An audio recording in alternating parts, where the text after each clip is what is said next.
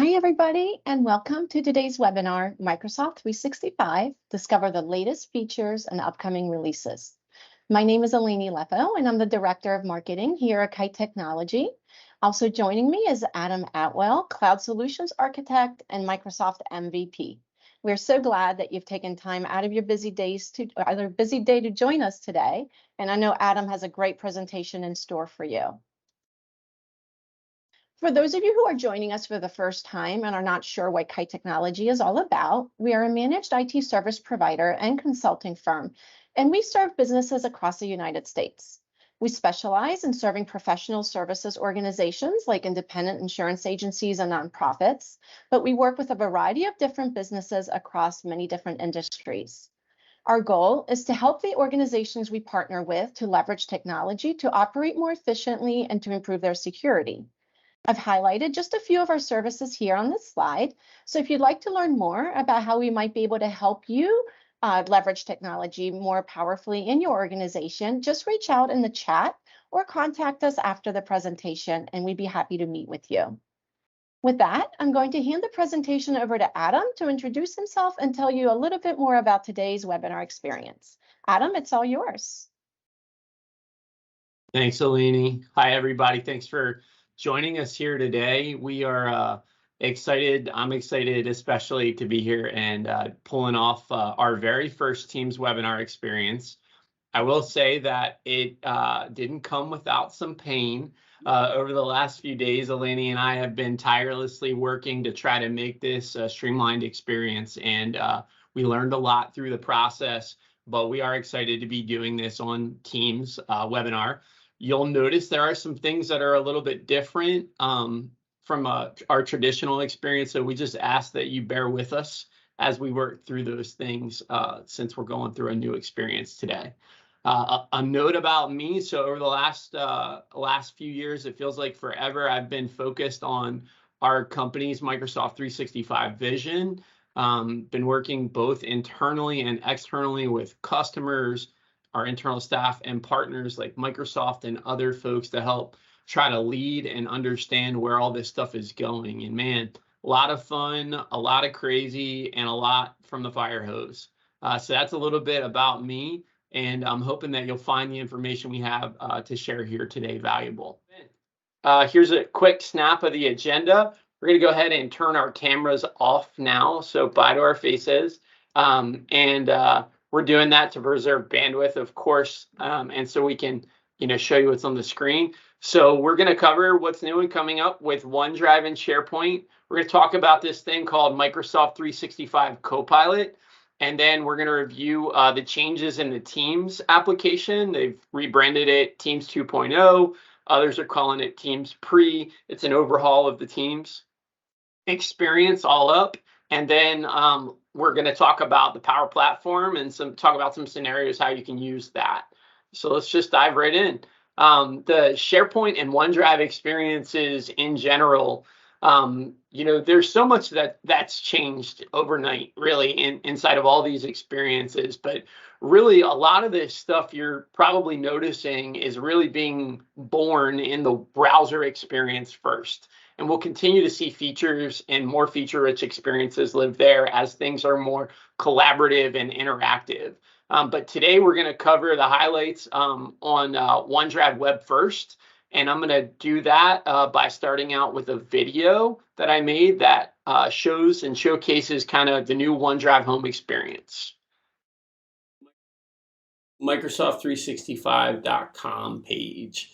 From here, we're going to go into the app launcher in the top left and click on OneDrive to land us in the new OneDrive home experience. This thing launched a few months back, and maybe it's less commonly known because a lot of people don't use the web. You'll see here it lands you on the recent page. From here, you can filter by document type. So Word, Excel, and PowerPoint are up here. In addition to that, you'll also get PDFs in the view, which is great. And if you've opened it or interacted with it in either the web, mobile, or desktop experience, like it's a OneDrive file you have or a SharePoint file, it will show up here in recent. You'll notice that the recent view is not sortable. It just has these fixed columns here. And so let's say you want to do a little bit more. Maybe you want to see what other files you have in your OneDrive and do things with those. Click on My Files on the left. You'll get the listing of all of your files. You'll notice now you have more functionality from a sorting perspective. And so you can go ahead and sort things as you need to. You can also do bulk file operations by selecting multiple files here. And you can do a download, move, a copy, or a delete. You could also even favorite files if you want. You'll notice here that the favorite dialog is lit up now. Why? Because these are not favorited. You could singly favorite things as well, but I will favorite both of those. You'll also notice if I go ahead and leave it selected, it'll say unfavorite. So as you look around and interact with files, if you're curious what you can do with it, look up here for the context menu. In addition to that, one less commonly known feature that's newer is the ability to do file requests. So if you create a new folder or take one you already have and select it, you can go ahead and do a file requests. When you do that here, it does give you the ability to kind of name that file. And so here what we're going to do is we're going to go ahead and just call it Fed Forms. That's fine. We'll hit next. We'll copy this link out. We'll send in another email that says, hey, give me some files. And it does tell us, hey, your file request was created. Now I'll go ahead and bring over a private browser window. I will paste the link. We just created that file request in. And then I'll go ahead and say, hey, let's select the files. We'll upload this file here, and I'll say that it's from Adam Atwell, and then hit upload. Now you'll see it goes and it uploads it. It says it's going to let me know that I did upload the files. I can upload more if I want and come back to this link. Now, if you come in here, you will notice, boom, there's a few files in here that I have gone ahead and received from myself in this case, but from others that you've collected files from. So it's a secure way to capture files. Now, I can't come back in here and delete things. Once it's submitted and dropped there, that's it. It's just on the receiving end, so you can't take it back, if you will. So that's a great way to collect files, for different reasons. Now, let's say I wanted to share that file. The new share dialog box, it makes it really simple to switch between editing or viewing things. And so we can come in here and say that Adele, gets edit privileges to this. That's great. I'll say copy link. In the olden days, that link, when you click the button, it would take this whole dialog box and make it disappear. Here you see there's some visual confirmation that says, hey, it did actually add access for Adele. In addition to that, I can keep, making additional edits. So let's say that I want Alex to have it as well, but I only want Alex to do a view thing. So I'll do that and say copy link. You'll notice the portrait updates down here. I can click in and see again at a glance, and I can remove access or make any changes I need to. And then I can also send a message that says, take a look, and it shows me that in real time. So that's a little bit on the new simplified sharing interface. We'll now look at the files shared with you view. So this does easily surface things that are shared with you. Sometimes you lose track of these files. You can't get back to them. And so this shows you those things in real time as you receive them. You can sort them here by who they came from or when you received them, which is great. And then you can also come over here to shared by you. This whole shared with you, by you experience was really convoluted before. That's why it's been surfaced out. You also saw me interacting with the different stars, as I was favoriting things. And you can come over here and see that favorites view from here as well. And then filter on different document types. Last but not least, of course, some fan favorites here on the dark mode. And makes it a little easier on the eyes for some of us. Or you can put it light mode depending on your preferences. So here you can see this is what's coming soon. So a lot of folks think about interacting with people across the Microsoft experience. So you can see the folks at the top you can pin people that you interact with frequently. And if you've shared files with them or worked on something and collaborated, it'll show you a little, mini view of that file, and you can dive right in and start to edit it. And then other folks that are more recent will kind of populate at the bottom. So this is the people view that's coming. And then the other view that's coming is the meetings view. I don't know if you actually leverage sharing documents in meetings or notes or anything like that, but Microsoft's made a lot of investments recently about trying to bring the collaboration experience into the meeting itself. And so this is a newer thing, but the meetings view is also rolling out here around August this year, so just around the corner. And as you start to work on files in meetings, those things will circle up and show up here as well. These are fixed views, so they do populate, upcoming and past meetings, but that'll be a lot of usefulness there, again, in the OneDrive web experience. The other thing that folks have wanted for a long time is the ability to sort their own personal documents with colors. People like to have fun and express and create. Those things are coming as well here into August. And so that's a little bit on how the collaboration experience is coming into your OneDrive home view, as well as some of the functionality changes that are out there. There's one other really big experience that's coming in September, and it's this open-in experience. Now, for anyone who has ever worked with a OneDrive file, you probably felt a lot of pain as you move between OneDrive Web or the OneDrive desktop client. And so really, Microsoft's investing a lot in the web. Like I said earlier, you'll continue to see that. But this new open-in feature is really sweet. I got to see this actually in production on a Mac, live at an event I attended. And what it does, pretend you have a PDF inside of your OneDrive or SharePoint. You go ahead and you say open in app. You select the app on the local computer. That app in this case is probably Adobe, Acrobat. You edit it and then you hit save in the application itself, and it saves it right back to the actual OneDrive location that you have. And so this is open-in has been something that folks have wanted to do as they interact with PDFs, JPEGs, video files, and those things. And so this is just leveraging that technology in the background to do that. So this should help bring more file types into your web workflows in OneDrive Direct. So pretty exciting stuff. I hope that has some value for you down the road. We're going to shift over to the SharePoint experiences now. And so I'm going to start off by showing a few pictures of what the current SharePoint intranet experience is. Here you can see a communication site. There's a few different templates out there. Main layouts here are this layout that's horizontal in nature. You can see there's navigation across the top where it says communication site, and you can customize that. A lot of your SharePoint home sites have this look and feel because it's the only layout style that it supports. And then if you've ever been invited to a Microsoft 365 group, you may have seen the team site template where the navigation switches onto the left-hand side. And then, of course, you have the different SharePoint, widgets you can add for different things like the news feed or the documents or quick links. And so those have been primarily what Microsoft called the modern experience, because the old stuff was built on old classic SharePoint on-prem products.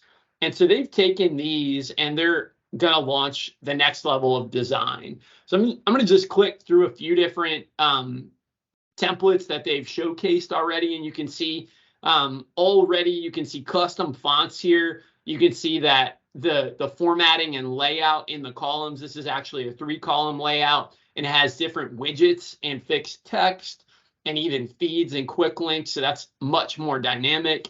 You can take another look at this, and this is a more modern kind of simplistic view from a navigation standpoint. You can see it's right there, and then you can put a header up at the top.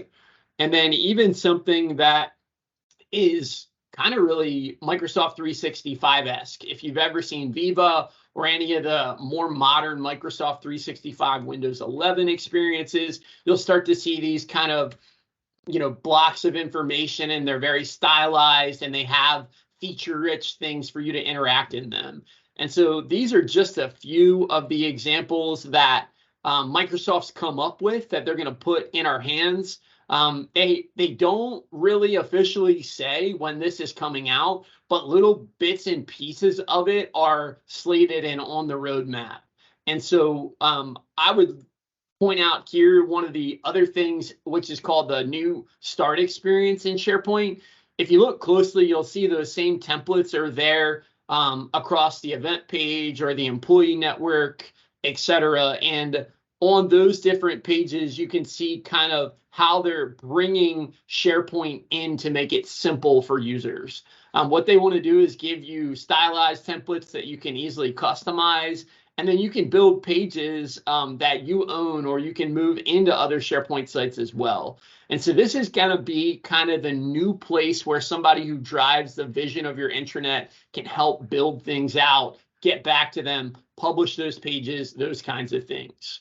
And then in addition to that new start experience, they do have a brand center that they're launching as well. And really what this will do is it'll help you maintain logos, fonts, theming, imagery across your SharePoint experience. So, you know, a lot of folks don't even have a main SharePoint page, but some do, and some leverage different kinds of navigation and styles across their departments or teams. This is going to allow you to brand it for your business. And so this is coming in December of 23 as well. So that's a little bit at the quick look of what's changed and what's coming for OneDrive and SharePoint. Pretty exciting stuff. This next section here that we're going to dive into is the AI generation, the birth of AI inside of the Microsoft 365 experience. And so, you know, realistically, if you haven't heard of ChatGPT, I would be surprised, right? But this is really Microsoft's point of entry for how they want to take the AI experience and bring it to end users. So what is Microsoft 365 Copilot? Well, it takes the power of things you've seen in ChatGPT and large language models, and it surfaces it beside your data in Microsoft 365. So your calendars, your emails, your documents, your meetings, and other data that lives there, it helps you surface it and interact with it. Its goals are it wants to save time, increase productivity, and then also stimulate creativity by helping you, get past a writer's block or something like that. The Microsoft 365 Copilot experience is specific to the Microsoft 365 apps. So they're right there in the apps you use each and every day that you're familiar with. It uses natural language. So, you can ask it questions and speak to it and interact with it. And of course, the more you use the Microsoft 365 experience, the more value you'll get out of Microsoft 365 Copilot. So let's take a look at some of the features that they're putting together. This one here is the Outlook in the web experience. You can see you're just saying, hey, can you send an email to Lily saying, hey, last minute, but can you do the thing? So you can see just with a few quick clicks, this will cycle through. It went and it said, hey, Copilot, tell Lily I got a last minute presentation that we need. And then it thinks, it remembers, it analyzes, and then you can approve and insert that email and get it sent.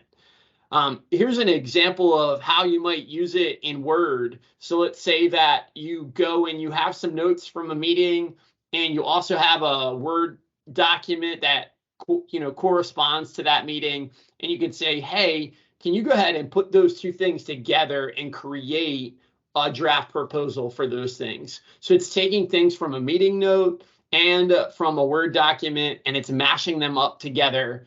And you can see it generates a live document, right? And then you can go in and interact with it, make changes, little or large. So that's a brief look at Word. Business chat is one of the places where a lot of folks are really starting to live and breathe in their organizations and teams. And so this is an example of how Microsoft 365 Copilot can go through, and you can ask it questions around things that you've been working in or working on. And from there, you can go ahead and, launch, live interactions with these different documents. You can also, get an email response there. Hey, Mona sent an email saying specifics around what you're asking for, but it'll summarize chats and emails and documents. It'll tell you what the next milestones are if there were risks. It'll help you understand how to interact with things.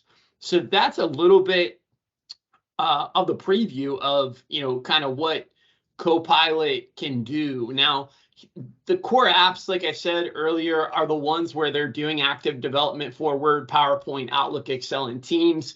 You noticed all those presentations I shared were web experiences, so they will get these features first. And then the desktop applications will lag behind, though they will get them, I'm sure.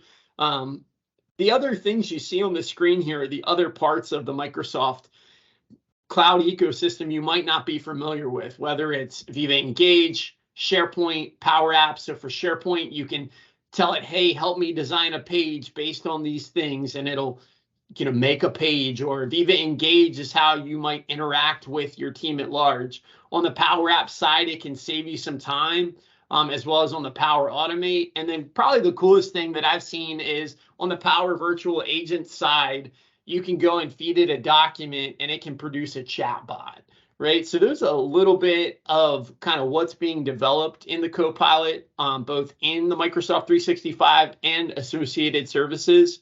Here's a couple of takeaways that I've gathered. Just literally this week, the pricing was announced at $30 per user per month. Now, that's a steep price point. Anybody who's already paying for, business premium or E3 or E5, that's going to double or maybe even triple your cost if you're on business standard. So this is not something for people who, want to go and push this out to everyone. The cost is just ridiculous, but it's going to allow you to really add value in certain specific places in your organization. Like anything, it's not going to replace the people, right? It's built to enhance and collaborate with people directly. All the content needs to be reviewed, right? And then lastly, in terms of availability, they're saying more information to come in the upcoming months. There are limited beta paid programs that you can opt in for, but it really requires you to be in the enterprise space to do it. And so that's kind of a quick overview and a preview and kind of what you need to know about Microsoft 365 Copilot. The last piece in the AI space, and I wasn't expecting to cover this, but for anyone who's seen ChatGPT, simply said, this is ChatGPT for the enterprise. That's how I would summarize it. This is called Bing Chat Enterprise. It goes and it keeps your personal and company data protected. It can be enabled inside of your Microsoft 365 tenant. It was just announced this week. And so this is brand new. It also gives you the ability to utilize visual search. So if you've ever seen search functionality based on pictures, that's a pretty big feature. The Bing Chat Enterprise is going to be included across business, across the Microsoft 365 Standard Business Premium, E3 and E5 subscriptions, and then in the future they'll offer it as a standalone for $5 per user per month. So think of this again as ChatGPT for your business and with your data protected. A lot of people don't realize that when they put things in the internet, that information gets stored and looked at and analyzed, so that way people can, drive insights and revenue and dollars off of those things. This is really taking your chat, your internal searching, and it's bringing it into a place that's protected. Microsoft doesn't store the data. It keeps it private. And so this is a really big deal for folks that are interested in the AI space and they want to protect the data they have. So I'm going to take a breath here because that was a lot of information.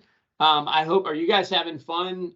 Are folks getting some valuable information maybe? I hope so. This is huge. There's a lot of detail here. Now we're going to jump straight in and we're going to go right into the Teams application changes. And so Teams kind of shook the ground pretty hard as soon as it got thrown into the atmosphere of Microsoft 365. When it got launched years ago, whenever it was, people were like, wait, now I can chat with people at work. How do I do that? And so from there, it's kind of grown. It's a beast, meaning it consumes a lot of resources. I don't want to name names of browsers here, but our help desk and engineering team constantly look at things that consume a lot of system resources, right? And Teams is up there in the list of things that go ahead and capture and slow down the machine. So Microsoft said, hey, we're going to redesign Teams all up. We want to make it faster. So we want it to be twice as fast as it already is. We want folks to have a simpler, more polished UI that looks pretty, of course. And then we want it to be more flexible. And so those are kind of the core tenets of what the new Teams experience is about: faster, simpler, more flexible. Just a quick note on performance, and these are some of the benchmarks that folks have brought to market. You're seeing 3 times faster app installation, 2 times faster launch, 2 times faster to join, channel switching, less memory, less disk space. Any of you have used Teams, you feel the load. Right now, I'm in the Teams normal experience because we wanted to, go ahead and make sure we provided a stable webinar experience. But the preview is even, available for certain webinar features. So kind of what's available today. This is a list of things that you're familiar with. Not all of these things are, unique to the Teams chat experience. You'll see some things across meetings or voice. In addition to that, you'll also see there's some first party, apps like if you access your OneDrive or SharePoint files or other Microsoft apps like Viva. So there's first party things are making their way. The other thing that's there that's pretty big is really the aspects of calling.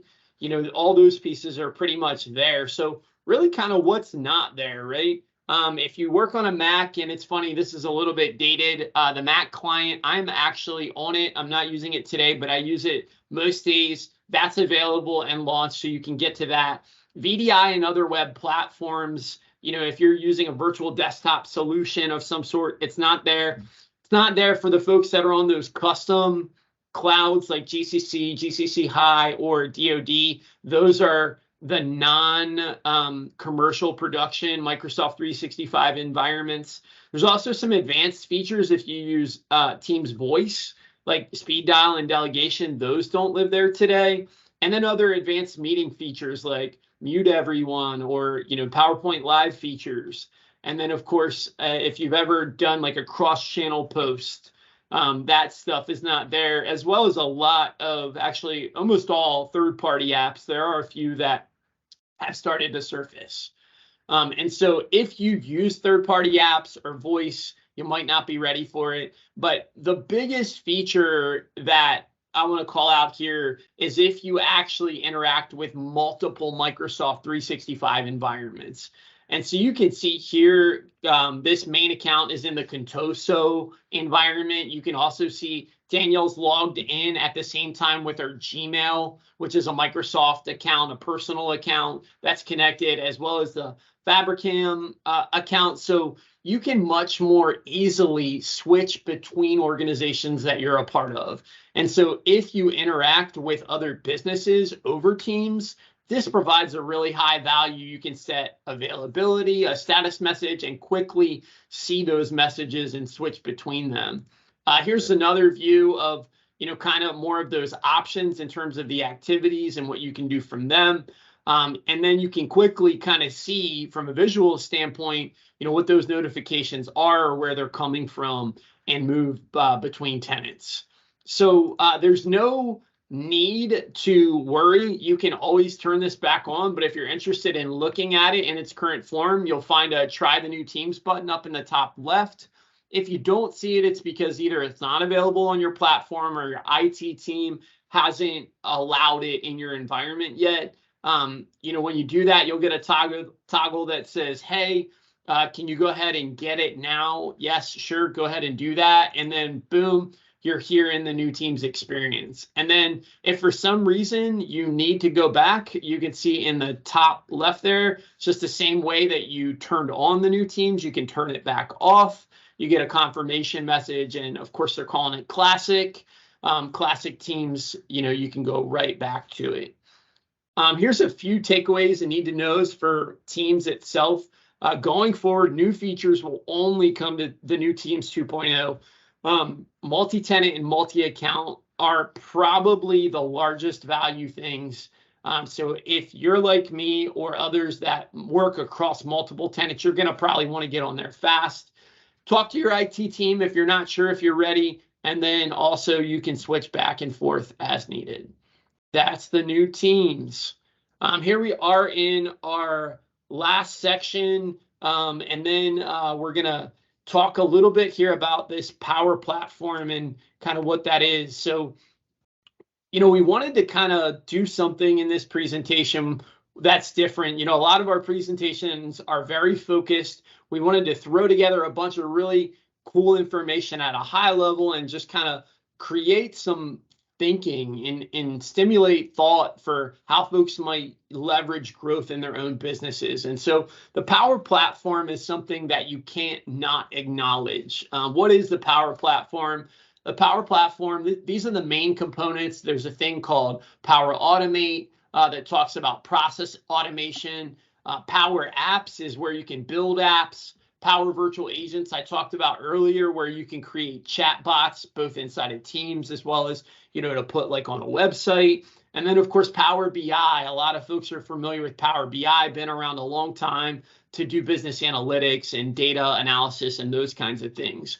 Now, a lot of folks don't realize that there are pieces of the Power Platform that you get included with your Microsoft 365 subscription. Now, of course, they've rebranded it a few times. It used to be called Power Platform for Office 365. Now it's called Power Platform for Microsoft 365.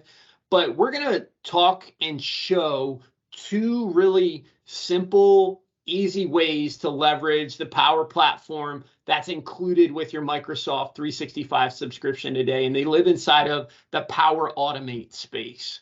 And so if you go in your browser, you can come to make.powerautomate.com, or you can find Power Automate in the app tile launcher in the upper left after you're logged in. You navigate to the templates section and you can take a look at all the different things that are here. Now, we find personally, as we care for our tenants or we have specific workflows or even things we're building out, that Power Automate is awesome. It helps you do things and save time through RPA or robotic process automation. And so we're going to just see the experience of what it takes to, from a Exchange Online mailbox Outlook for your business, take something and forward it to a channel in Teams. And so you can see it's as simple as finding a template, going through and filling out the information. You can go and forward Teams to channel, specific channels. And so I said, hey, any email that comes to Megan, I want to go ahead and send it to a place, which is a team called Contoso. And then there's a channel called Website Leads. Now, keep in mind, you can also pull this for other addresses like shared mailboxes and those kinds of things. You can also edit this in advanced mode. That gets a little bit more complicated. But for this one, we're just going to say all emails from Megan, throw them into Teams so I can see them. And I wanted to surface this as a practical example because I don't know if you guys have a sales team where, maybe there's a form on your website, it goes to an email, and then somebody gets to it. Well, this is just a practical way that you can kind of quickly surface an email, like a website inquiry, and then just boom, see it right in Teams. And so you hit create. After the email goes through, you'll see here it is. And this is just kind of showing you, hey, somebody named Alex sent an email. They said, I want to buy your product. Please try me. And, give me a shout back there, and boom, there it is. And it does surface as something called Flow right in the website leads channel. Now, keep in mind, Flow is actually another name for Power Automate. So Microsoft's awesome at confusing us with the names, but that's a quick view on how you can go and take an email and land it right into a Teams channel. Let's go ahead and look at another one. This is one that folks think about a lot. They get attachments and they want to go ahead and take those attachments and save them into their OneDrive for Business. And so I just opened that up and I went ahead and for some of these, you will notice here at this screen, when you go to create the flow, you may have to authorize permissions or log in depending on your security permissions. But after you do that, you can go ahead and just click create the flow. And from here, you'll see that up in the top, we do have an email that was sent from Alex to Megan. You can see there's also a picture in the upper right-hand corner. And what that is that's the OneDrive My Files experience for Megan. And it does show a new folder there called Email Attachments from Power Automate. And then, of course, there's the actual attachment itself. So those are two quick things that I wanted to surface and show from a Power Automate perspective. There's a lot of stuff there, a lot of power in the Power Platform all up. Here are the things you need to know. A lot of this stuff is no or low code, right? So you don't have to be, an Excel formulas guru, a programmer to take this stuff off and run with it. Some of it you do. Of course, the templates are a great place to start and learn. You're probably going to need some technical help here as you look to grab things between platforms or interact with different data sources, let's say for Power BI. Again, the Power Apps for Microsoft 365, there are limits of the functionality there. And so if you want to do a lot of automation or interaction between different apps, you're going to have to pay a premium for that. And, of course, if you're going to go outside of Microsoft 365, they're going to, get you with a premium cost there. So that is a little bit about kind of the Power Platform. We're coming in here to the takeaway slide. And so a couple things to recap overall. One is that this stuff always changes. You can't ever keep up with it all. You definitely need to look at it piece by piece and at the large view as well. You need an approach, a strategy. You need training and adoption inside your organization. You got to have a team of folks that think about how to integrate this stuff. It's not built for a single user to do it all by themselves. So you may need a spiritual guide, right, with your IT team or other friends of IT in your organization or a partner like us. For those kinds of things, as you sit and you consider them, please, reach out where you need help, and we'll see what we can do, of course. But always start with the planning process and the value prop. How's this going to add value to our business? And you want to uniformly streamline those things in your business through a strategic plan always, and back it up with that training and the adoption for your people. So that way it's not lost on them. I will highlight a lot of this stuff comes directly from Microsoft. And so if you're a junkie, kind of like me on all the Microsoft stuff, you could get lost for days inside these two resources. One is the Microsoft 365 blog. It's more of a news feed, and it does tell you about all these experiences. And then the roadmap is a lot more interactive in terms of the specific things that you can go ahead and see. So that is a little bit about the roadmap. And I think we'll go ahead and take questions or transition to questions at this point. Keep in mind, as you look at all these features, like anything, release dates and rollouts, they move, they shake, they change. So don't be mad at me. I'm just trying to share the information. Microsoft's in charge of all those things. But it's a lot of information. So I think we're ready to kind of come over and start these questions. What do you think, Eleni? Sounds good to me. And we do have a couple that came through the chat, so we can go ahead and cover those now. Okay, awesome. All right. So the first question we got is, do you offer services to help with Exchange migrations to Microsoft? And they're asking this in light of Applied Epic Exchange going away. Yeah, great question. So we did not put all of our core services up in a slide form, but if you've ever attended one of my presentations, you may have seen me talk about typical projects and engagements that we help with. And so I'll just take a moment to name a few of those for reference. If you're looking to move from one email platform into Microsoft 365, we do help with those things.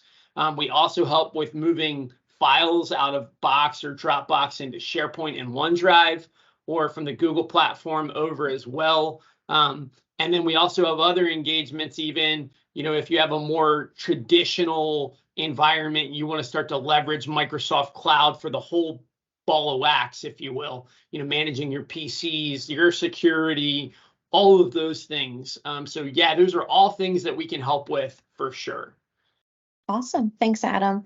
All right. The other question we had was, how do we access the new Bing Corp chat? Great question. So the new Bing chat has to be, again, I just this was just released 2 days ago. So you're going to see it's in preview mode, but it does have to be enabled by one of your tenant administrators. I'll actually kind of bring it up on screen here in a second and show. We'll just do a live demo of it because I actually turned it on in the wee hours of the morning, hoping it would be ready for a live demo. But to turn it on, what you need is you need to talk to the administrator for your Microsoft 365 tenant, and they'll enable a few things. And then after about 6-8 hours or so, it will come available. Do you want to do our third question as we're waiting for that to come up, or? Yeah, sure. Let's go ahead and do the question. Yep. All right. Is Teams 2.0 available for Mac OS? Yes, it is. Even though that picture I shared, which is right off of a Microsoft resource, is out of date, the Teams, they started calling it 2.0. Now they're calling it pre, as in preview. It is available for Mac OS, and it is downloadable. You can capture that now. So it may require you to be inside of one of the beta rings to get the update, but yes, it's available for public consumption for sure. Perfect. Yeah, well, I'm going to break the screen share for just a moment to kind of showcase this Bing Enterprise chat. Okay. So over here on my other screen, I would love it if somebody from our audience in a chat prompt would give me something to interact with this Bing AI experience with. Boo Mac is not enough, whoever you are. Something along the lines of, can I get a recipe for pizza? And so here you go. Now, I mean, the cool factor is kind of, I think, worn off for a lot of people. Evidently, there we go. Here it comes in real time. A lot of folks have seen this and they've interacted with it. Evidently, Bing can't give me a pizza recipe. This is in beta. I'm searching. I see that. Okay, great. Write me an article about Kite Technology Group. And we'll let that kind of generate there on the screen. It's not going to let me do it until I do a topic change, but you can see there, this is what, the AI experience is like. And this stuff, you can click on it. It also lists out the citations down here below. And then if you scroll to the very top, it tells you more about what it is, how it's used, those kinds of things, right? And so it does also highlight, of course, that your data is protected because privacy is a large focus on how things are working today. And so that, there it is. Oh, I scrolled a little bit too far. Yeah, Adam, I was trying to grab that recipe and you moved so fast. I'm sorry. It's the Bing AI assistant. I am curious what it has to say about us here, Eleni. But oh, look at this. It's a violation of intellectual property rights. Well, that's good. I'm glad that Bing can be aware of those things to keep me out of that trouble. No doubt. Professors will love this. Awesome. So I'm going to go ahead and put my deck back on the screen, but that's just a quick little, preview of what it can do. And really, you'll see similar things that you expect that you've seen inside of the Bing, or excuse me, the ChatGPT experience there with privacy and maybe a little bit of legal protection in there. There you go. All right, thank you. And it looks like that is all the questions that we have for today. Certainly, if you all think of something else that comes up and you want to reach out to us, you can send us an email at engage@kitetechgroup.com, and we'll get back to you with an answer. So, all right. We know we covered a lot here today and a lot of exciting stuff. We hope that it was valuable and that the team's webinar experience was cool and unique. And we appreciate your time. Yeah, absolutely. Thank you all, and don't hesitate to reach out if there's anything we can help with. All right. Take care, all. Take care, everybody.